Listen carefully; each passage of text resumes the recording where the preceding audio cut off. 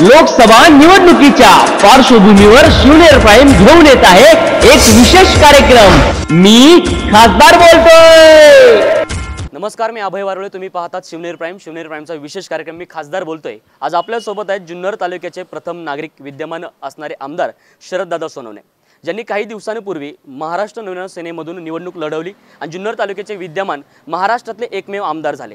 त्यानंतर त्यांचा प्रवास शिवसेनेमध्ये झाला आणि शिवसेनेमध्ये असताना आता शिरूर लोकसभेची असणारी निवडणूक लढवत असताना ते शिवाजी आढराव पाटील यांचा असणारा प्रचार करत असताना वेगवेगळ्या गावांना भेटी देतात। त्याचबरोबर विरोधकांची भूमिका असेल किंवा आपल्या असणाऱ्या नेत्याची भूमिका असेल चोखपणे मांडतात। ही भूमिका मांडत असताना त्यांच्याकडून आपल्याला काही गोष्टी जाणून घ्यायच्या। त्याचबरोबर आता आपल्यासोबत आहेत सन्माननीय सुनीलजी मेहर, ज्यांनी शिवसेनेचे असणारे माजी जिल्हा प्रमुख म्हणून पद या ठिकाणी काही दिवसांपूर्वी चांगल्या पद्धतीने हाताळलेलं आहे, ते पण आपल्यासोबत आहेत। माझा दादांना पहिलाच प्रश्न आहे, दादा मला एक भूमिका तुमच्याकडून समजून घ्यायची आहे। तुम्ही जुन्नरचे विद्यमान आमदार आहात। या जुन्नर भूमीमधून डॉक्टर अमोल कोल्हे लोकसभा लढवत आहेत। याबरोबरच त्यांचं शिक्षणही चांगलं आहे। दुसऱ्या बाजूला शिवाजी आढराव पाटील आहेत, त्यांचा अनुभव दांडगा आहे असं म्हटलं जातं, जनतेमध्ये मत आहे। मग अनुभव महत्त्वाचा आहे की शिक्षण महत्त्वाचं आहे? एका बाजूला अमोल कोल्हे तुम्हाला जवळ आहेत की शिवाजी आढराव पाटील? खरं तर डॉक्टर अमोल कोल्हे या शिवभूमीचे सुपुत्र आहेत आणि शिवाजी आढराव पाटील हे शिरूर लोकसभेचे सुपुत्र आहेत। कारण 6 तालुक्याचा बेस लक्षात घेऊन देशाची निवडणूक लढवली जाते, हा क्रायटेरिया आहे। त्यामुळे 6 तालुक्यामध्ये कुठला ना कुठला उमेदवार हा द्यावाच लागतो। शिवाजी आढराव पाटील हे 2004ला प्रथमदा खासदार झाले, नंतर 2009, नंतर 2014 आणि आता 2019 चौथ्यांदा। म्हणजे अनुभव फार दांडगा आहे, फार मोठा आहे। शिवाय लांडेवाडीपासून तर अमेरिकेमध्ये जायचं, अमेरिकेमध्ये स्वतःच्या बुद्धिचातुर्याने कष्टाने व्यवसाय उभा करायचा, डायनॉलॉग कंपनी बनवायची, डायनॉलॉगच्या माध्यमातून अनेक लोकांना रोजगार निर्माण करायचा आणि पुन्हा आपल्या मायदेशाची, आपल्या असलेल्या देशाची जिव्हाळ्याची भूमिका घेऊन पुन्हा एकदा लांडेवाडीला यायचं आणि लांडेवाडीला आल्यानंतर 5-7 वर्ष तिथल्या असलेल्या लोकांशी आपापसामध्ये चांगल्या पद्धतीची भूमिका मांडून मग दिलीप वळसे पाटलांबरोबर सुरुवातीच्या कालखंडामध्ये संपूर्ण तालुका आंबेगावमध्ये त्यांनी सुंदर काम करून मग खासदारकीचा निर्णय घेतला आणि खासदार झाले 2004ला। दांडगा अनुभव आहे।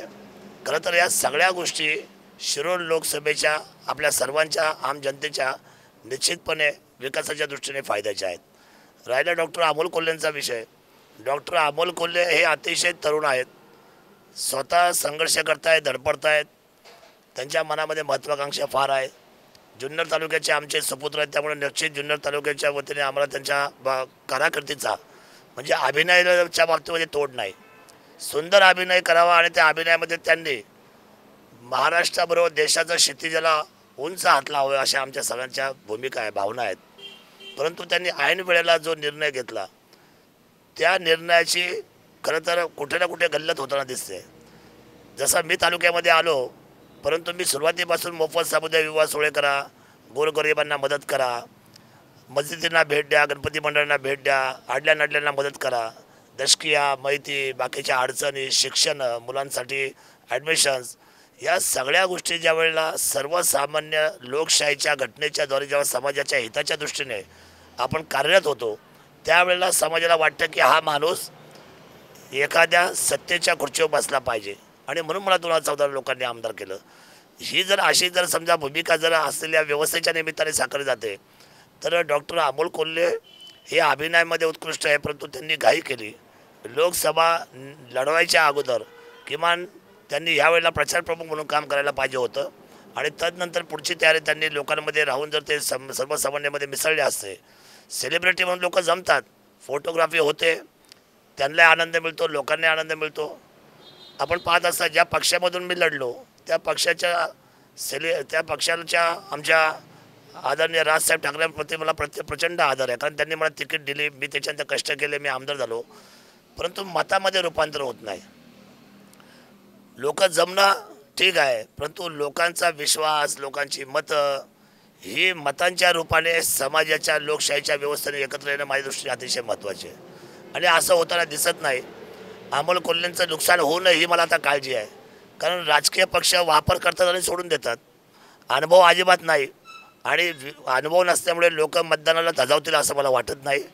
त्यामुळे पूरक अशा पद्धतीच्या असलेल्या निवडणुकीमध्ये आजच्या निवडणुकीमध्ये शिवाजी आढळराव पाटलांचं पारडं प्रचंड जड आहे आणि 6 तालुक्यांपैकी 5 तालुक्यांमध्ये सेना भाजपचे आमदार आहेत आणि जो एक तालुका राहिला आंबेगाव तिथले ते स्वतःचे उमेदवार आहेत.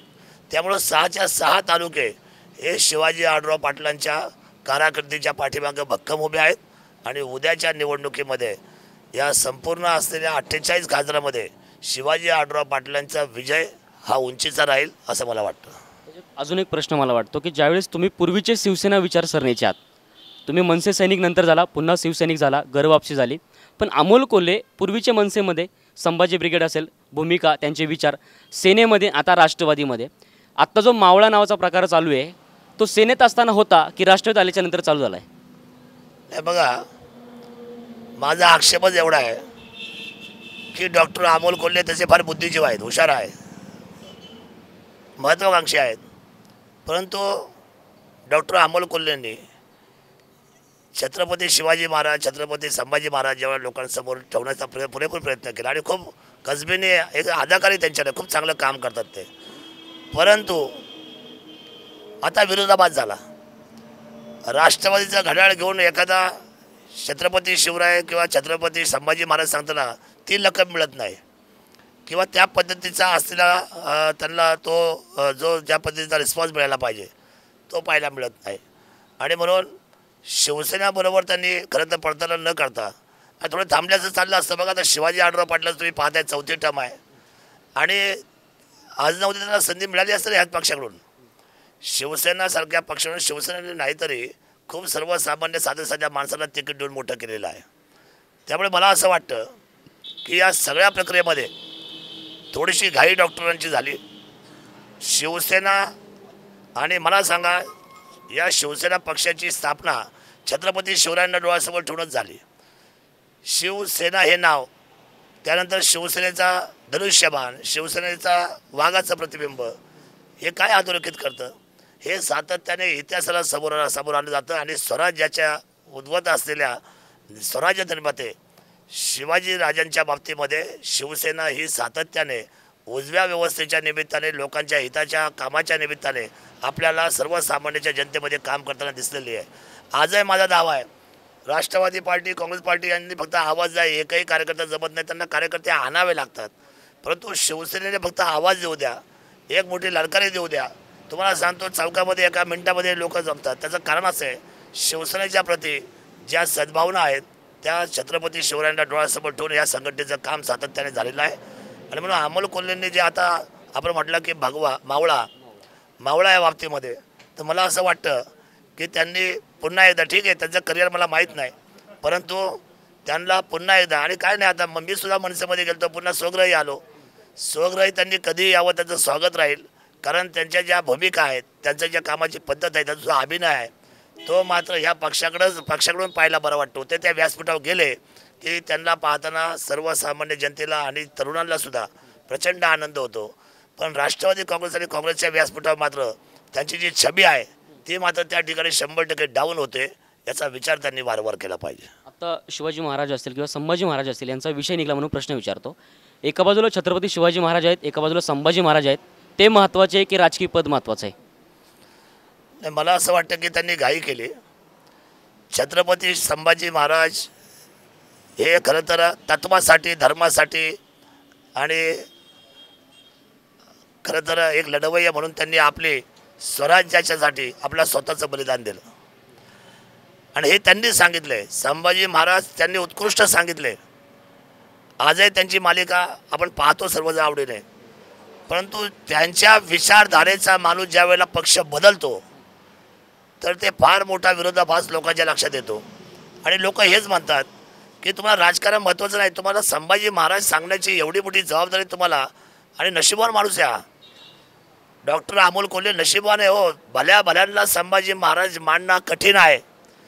त्या अभिनयाला न्याय देणारा कोण असेल तर हा शिवभूमीचा सुपुत्र डॉक्टर अमोल कोल्हे. आणि मला त्याचं वारंवार कौतुक करावं असं वाटतं की अतिशय सुंदर अभिनय त्यांनी केला आहे आणि त्या अभिनयाची छबी तरी त्यांनी टिकून धरली असते राजकारण न जाता. बरं, राजकारण करायला वेळ आहे ना त्यांना, अजूनही 5-10 वर्ष त्यांनी सुंदर असं अभिनय करत कुठल्या आपल्या स्वतःचं समजा आयुष्य किंवा संघटनात्मक काम त्यांनी शिवसेना जरी केलं असतं तर मला असं वाटतं की त्यांना फार मोठी संधी, तुमची महत्त्वाकांक्षा राजकारणसुद्धा पूर्ण झालं असतं, पण मात्र हा विरोधाभास तयार करून की छत्रपती शिवाजी महाराज संभाजी महाराजांची असलेली लकब सोडून तुम्ही जे आज अचानक राष्ट्रवादीकडे वळाले आणि तुम्ही आज मतं मागतायत, मला खासदार करा म्हणतायत, तर माझ्या दृष्टीने ही त्यांची घाई झाली आहे. राजकारण महत्त्वाचं नाही, पण तुम्ही जो अदा केलेला जो रोल आहे, जो प्ले केलेला रोल आहे, तो मात्र लोकांना हवा असा वाटतो. राजकारणामुळे त्यांची छबी आता बिघडली. लोक ज्या आवडीने त्यांना पाहिजे ती आवड आता लोकांमध्ये राहिलेली नाही. तालुक्याबद्दल थोडा विचार करूया आपण, शिरूर लोकसभा मतदारसंघाचा विचार करून, की मधुकर काजळे हे नाराज आहेत असं आम्हाला समजलं आहे. त्यांच्या नाराजीचं कारण तुम्हाला माहिती आहे का? बघा, मधुकर काजळे साहेबांचे तिकीट शिवसेनेने कापले. खूप तयारी केली होती, त्यांना शब्द दिला होता, त्यांना तिकीट कापली. मग त्यांनी बंडखोरी केली. बंडखोरी केल्यानंतर थोड्याशा मतांनी त्यांचा पराभव झाला. ते लोकमतात आहे, त्यांच्या पाठीमागं जनता आहेच, नाही असं आम्ही म्हणणार नाही. माणूसही चांगला आहे, हिंदुत्वाला मानणार आहे, RSSचा माणूस आहे, परंतु शिवाजी आढराव पाटीलवर थोडा राग आहे. आता ठीक आहे, शिवाजी आढराव पाटील एकटेच नव्हते का या सगळ्या ऑपरेशनमध्ये, का त्यांनी ऑपरेटिंग केलं, त्यांच्या आजूबाजूला काही लोक होते. त्यामुळे थोडीशी माझ्या वेळेला ही झालं ना, की मी ज्यावेळेला तिकीट मागितली, मला तिकीट ज्यावेळेला दागड साहेब इथून गेले त्याच्यानंतर हा तालुक्यावर फिरणारा मी एकमेव माणूस होतो. त्यावेळेला प्रत्येक नेते हे जिल्हा परिषदपुरते काम करत होते. ज्या वेळेला मी संपूर्ण असलेला तालुका फिरायला लागलो, बांधणी करायला लागलो, दशक्या करायला लागलो, मदती करायला लागलो, त्यावेळेला कोणाच्या तरी सर्वांच्या डोक्यात आलं की बाबा हा माणूस आता मुंबईनं आला आहे आणि हा शिवसेनेमध्ये आता प्रवेश केला आणि हा नक्कीच आमदारकी लढतो आहे. आणि मग तिथून पुढे गटतट, तिथून पुढे बाकीच्या गडबडी, आणि दोन्ही वेळेला प्रामाणिकपणे शिवाजीदादा आढराव पाटलांनी आशाताईंना साथ दिलीच ना. मग आशाताई त्यांना उजव्या वाटल्या, त्यांनी साथ दिली, दोन्ही वेळा त्यांना तिकीट दिली. दोन्ही वेळेला ताईंचा पराभव झाला. पराभव कोणी केला? पराभव जनतेने केला. ठीक आहे, अपेक्षा असणं गैर नाही आहे, लोकशाही आहे, महत्त्वाकांक्षा असणं तेही गैर नाही आहे. पण ज्या वेळेला शिवाजी आढराव पाटीलांनी दोन्ही वेळेला एवढ्या ताकदीने समर्थन केलं आशाताईंचं आणि मपा काजळ्यांच्या त्या ठिकाणी तिकडीचा बदल झाला, शरद सोनवणेच्या तिकडीचा बदल झाला. पण मी सगळे परत आलो.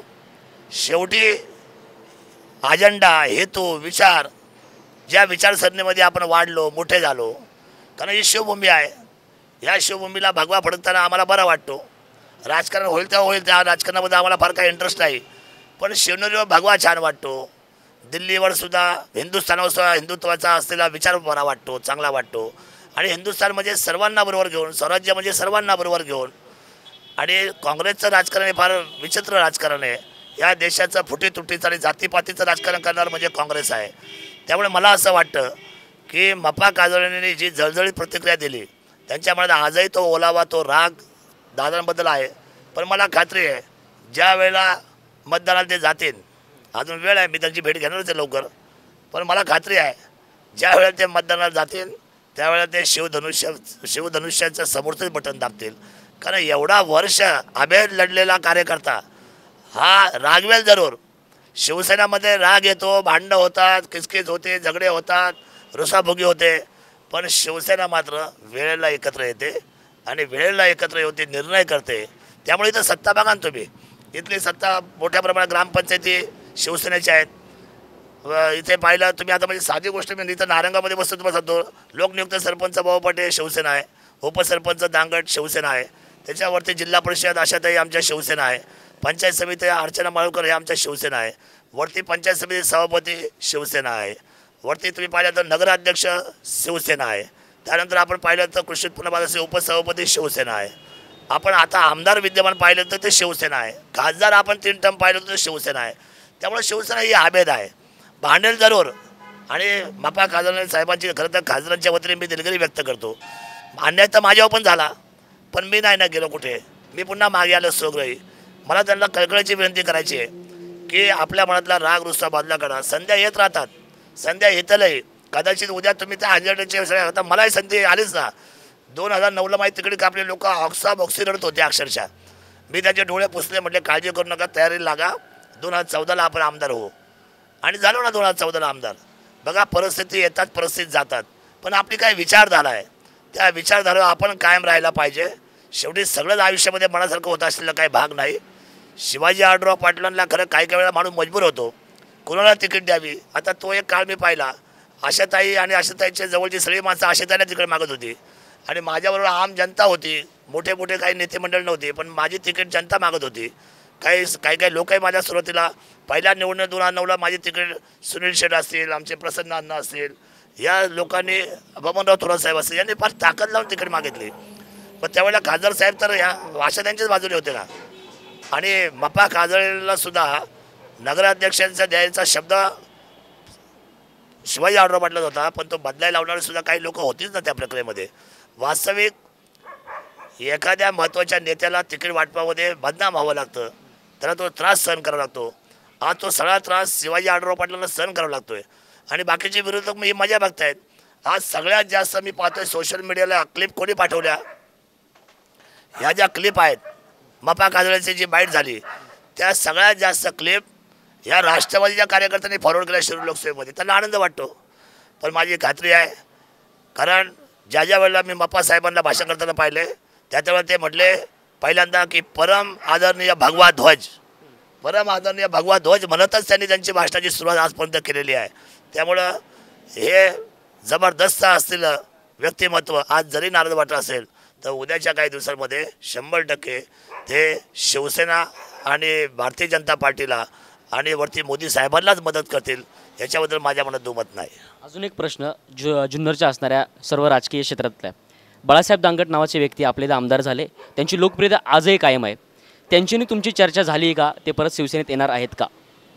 बघा, शिवाजी आढळराव पाटलाच्या लोकसभेनंतर झालेल्या विधानसभेमध्ये बाळासाहेब दांगट यांचा पराभव झाला आणि पराभव झाल्यानंतर कार्यकर्त्यांच्या वेगवेगळ्या वागण्यामुळं थोडंसं आणि काही लोक इकडे तिकडे थोडंसं ॲडजस्टमेंटही गेल्यामुळं त्याचं भारी दुःख बाळासाहेब दांगटांना झालं. आणि बाळासाहेबांचा पराभव झाल्यानंतर बाळासाहेबांनी तो बऱ्याचशा लोकांवर तो ठपका ठेवला. त्यांच्या मनामध्ये ती सल राहिली की मी शिवसेना वाढवली, पण काही लोकांनी माझ्या पाठीमध्ये खंजीर टाकला. पण माझं बाळासाहेबांना एकच म्हणणं की तुम्ही शिवसेना ज्यावेळेस सोडून गेले, अति घाईने त्या काँग्रेसमध्ये गेले, त्यांची भूमिका त्यांच्या खरं तर त्यावेळेला त्यांना असं वाटलं की माझा पराभव खरं तर झाला, त्यामुळे मला थांबायचंच नाही पक्षात. केवळ किंबहुना मातोश्रीने त्यावेळेला माझं म्हणणं ऐकून घेतलं नाही आणि काही लोकांना कारवाई केली नाही. पण मी तुम्हाला खरंच सांगू का, बाळासाहेब हा देव माणूस आहे. बाळासाहेब साधा माणूस आहे. बाळासाहेबाला अहंकार नाही. बाळासाहेबसारखे आमदारसुद्धा या तालुक्याला पुन्हा लाभणार नाही. बाळासाहेब म्हणजे अतिशय हृदयामध्ये अतिशय अमृत ठेवलेला माणूस आहे. अमृत पाजरण्याचं काम बाळासाहेबांनी कार्यकर्त्यांमध्ये केलं. कधी कुणावर रागवले नाहीत, कधी कुणाच्या अंगावर गेले नाहीत, कधी कुणाला पोलीस स्टेशनमध्ये टाका, मत्सर करा, दादागिरी करा, बाळासाहेबांनी कधीच असं वागलं नाही. पण एक मात्र झालं, बाळासाहेबांनी त्यावेळेला घेतलेल्या निर्णयानंतर शिवसेनेचा खरं तर सगळ्या लोकांचा, खरं तर सर्वसामान्यांनी ज्यांनी मदत करतात म्हणजे जे मतदान करतात त्यांचा या प्रक्रियेमध्ये त्यांना हे माहीतही नसतं की कोण काम करतं, कोण त्या ठिकाणी विरोधात जातं. परंतु त्या शिवसैनिकांनी मात्र आजही बाळासाहेब कालही प्रेम केलं, आजही आहे आणि अजूनही आहे. मी फिरतो, मी मावळात फिरतो, मी सगळ्या मतदारसंघामध्ये फिरतो. आजही तुम्ही जे म्हणता ना अभयराव, तसंच आहे. बाळासाहेबांवर प्रचंड प्रेम आजही शिवसैनिकांचं आहे. त्यावेळेला त्यांनी पक्ष सोडून न जाता नुसतं शांत जरी घरी बसले असते ना, तर माझ्या आणि आशाताईच्या वादामध्ये शिवसेने परत त्यांना तिकीट दिली असती 2009ला आणि 2009ला पुन्हा आमदार हे बाळासाहेब दांगट शिवसेनेत झाले असते. ही वास्तविकता तुम्हाला मी सांगतो. मी त्यावेळेला त्यांच्या जाऊन पाया पडलो तर सांगितलं, साहेब तुम्ही पुन्हा या, तिकीट मागू, जाऊ दे, माझं आणि बाईचं काय नाही, मी अजूनही 5 वर्ष थांबायला तयार आहे, कारण मी नौका आहे, मी तुमच्या छत्रछायाकडे मी शिकेल.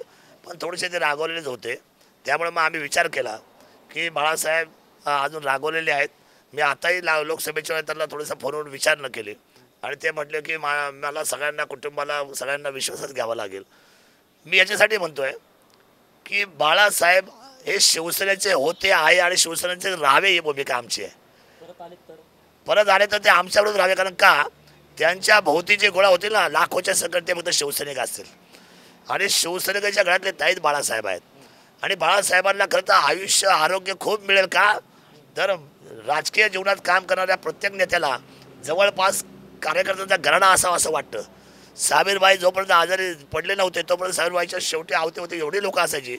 आजारी पडले बरेच वर्ष दीर्घकाळ, साबीरबाई नुसते आठवण काढायची, अरे बाबा एक काम करायचं, नारायणगावला गेलं ना, ते जरा दत्ता धावडेला तू ओळखतो का, त्या दत्ताला जरा पाठव रे माझ्याकडं. म्हणजे त्यांना राहून राहून अशा जुन्या शिवसैनिकांच्या आठवणी व्हायच्या आणि मला पाठवा भेटायला. शेवटी हे नातं आजोड आहे. हे नातं इतकं प्रेमाचं आहे, एखाद्या माणसाला ताकद वाढवणार आहे. बाळासाहेब दांगट अतिशय सरळ साधे आणि योग्य माणूस आहेत. बाळासाहेब दांगटांना माझं आव्हान एवढंच राहणार आहे, खासदारकीपर्यंत आले तर चांगलंच आहे, पण नाही आले तर उद्या भविष्यामध्ये सगळ्या कुटुंबाची बैठक घेऊन तुम्ही स्वगृही परत या. अहो ते किती नाही म्हटलं तर त्यांचा पाठीमागं उभं राहणं म्हणजे शिवसेनेला डबल बळ मिळण्यासारखं आहे. शिवसेनेला बळ मिळण्यासारखं आहे. त्यांचं थोडंसं मध्यंतरी काळामध्ये गुडघ्याची ऑपरेशन झाली, ते आजारी राहिलेले आहेत, परंतु मात्र त्यांच्या हृदयात जर पाहिलं गेलं तर आजही मातोश्री आहे, सरसेनापती बाळासाहेब ठाकरे आहे, तो भगवा ध्वज आहे. आणि म्हणून बाळासाहेबांनी पुन्हा शिवसेनेमध्ये यावं. शिवसेना त्यांच्यासाठी स्वागतासाठी निश्चितपणे त्याच्या स्वागताची जोरात तयारी करताना आपल्याला दिसेल. अजून एक प्रश्न विचारतो तुम्हाला दादा, की आता शिवाजी आढळराव पाटील उभेच आहेत आणि डॉक्टर अमोल कोल्हे उभेच आहेत. दोन्ही लोकसभेचे उमेदवार आहेत. दोन्ही उमेदवार थोड्या वेळ बाजूला ठेवूयात. तुम्ही मतदार आहात म्हणून मी तुम्हाला प्रश्न विचारतो की तुमच्या मनातला खासदार कसा असावा, त्याच्या अंगी कोणते कोणते गुण असावे? नाही, गुन्हे आहे म्हणून सांगतो तुम्हाला. मला एक सांगा, माझ्या जागी विचार करून तुम्ही थोडंसं पहा.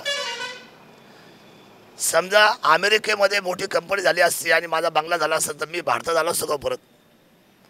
99% आज जी मुलं आईवडिलांना सोडून परदेशात जातात आणि तिथे जाऊन सेटल होतात ना, ते आईवडिलांना सांगतात टाटा, आम्ही इथं सेटल झालो आहे, तुम्हाला आम्ही मनी ऑर्डर पाठवू, तुम्हाला आम्ही काहीतरी भेटायला वर्ष होता, पण आता आम्ही सेटल झालो आहे. त्यांचं मन नाही लागत इकडे, ते तिकडे सेटल होतात.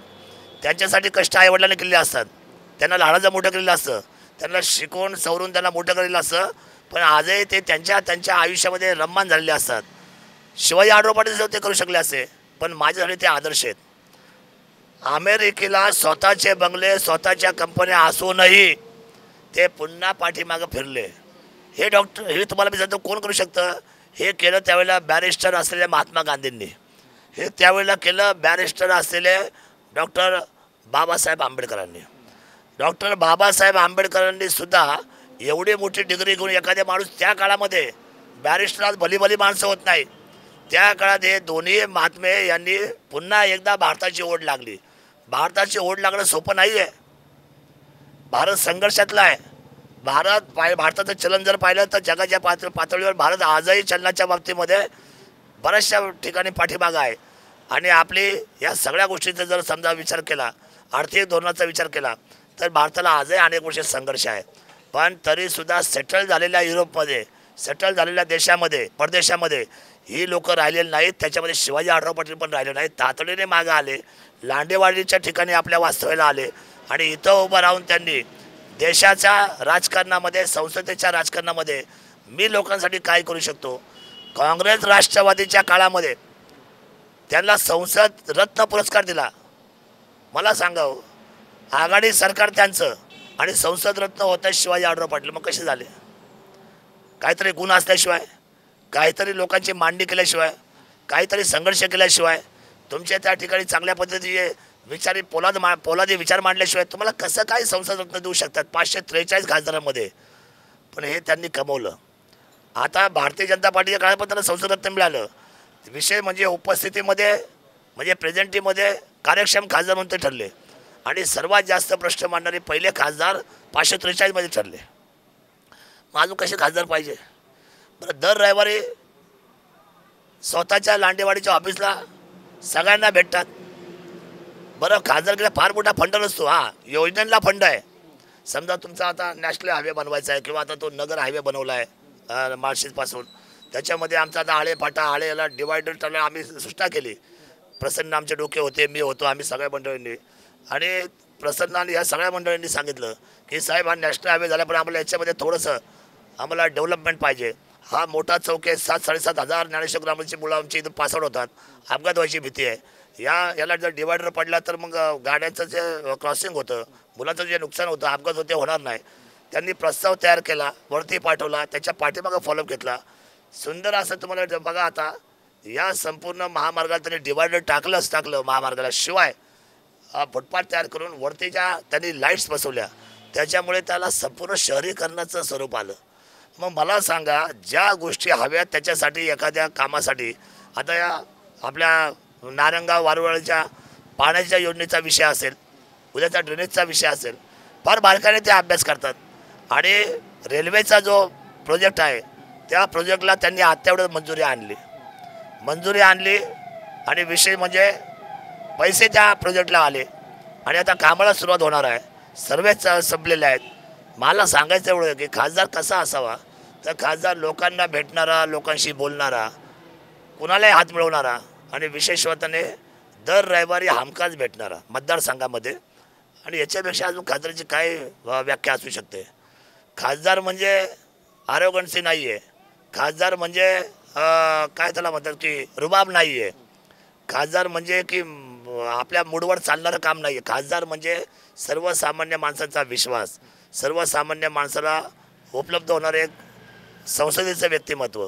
आणि या सगळ्या फॅकल्टीजमध्ये खासदार शिवाजी आढळराव पाटील माझा दावा आहे 48 महाराष्ट्राच्या खासदारामध्ये कुणालाही त्रास न देणारे. म्हणजे आपण म्हणतो ना काही उपद्रवी असतात, उपद्रवी मूल्य शून्य असलेले खासदार आहे. कुणाला म्हणणार नाही की बाबा याला जेलमध्ये पाठवा, याला तडीपार करा, हा माझ्या विरोधात त्यांनी काम केलं याच्यावर याची चौकशी लावा, असं कधी कुठल्याही प्रकरणामध्ये खासदार त्यांचा स्वभाव नाही. आणि ह्या सगळ्या गोष्टीहून मी सुद्धा माझ्या राजकीय जीवनात कधीही कुणाशी मत्सरीने वागलो नाही.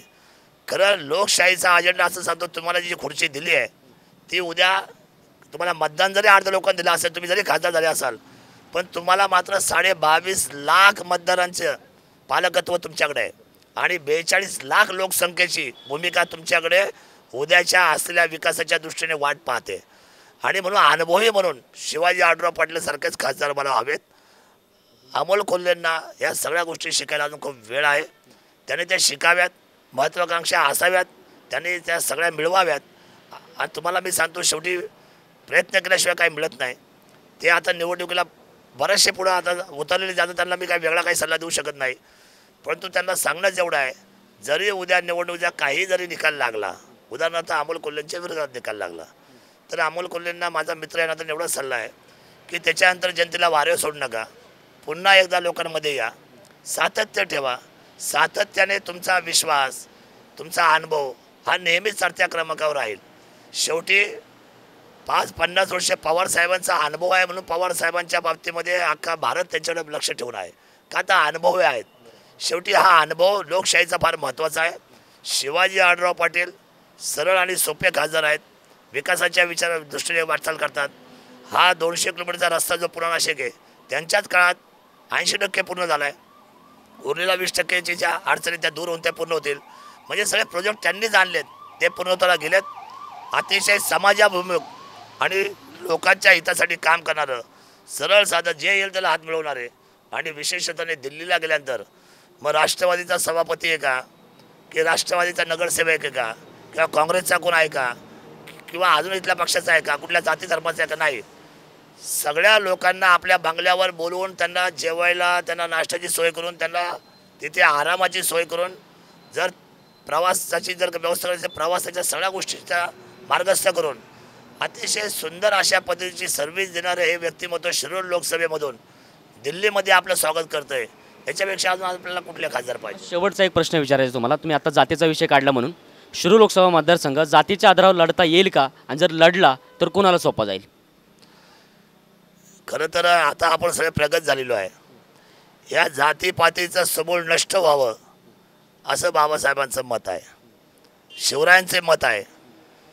सर्व युगपुरुषांना असं वाटतं का तुम्ही जातीवर भांडण करू नका, या स्वराज्याचं सुराज्य करा.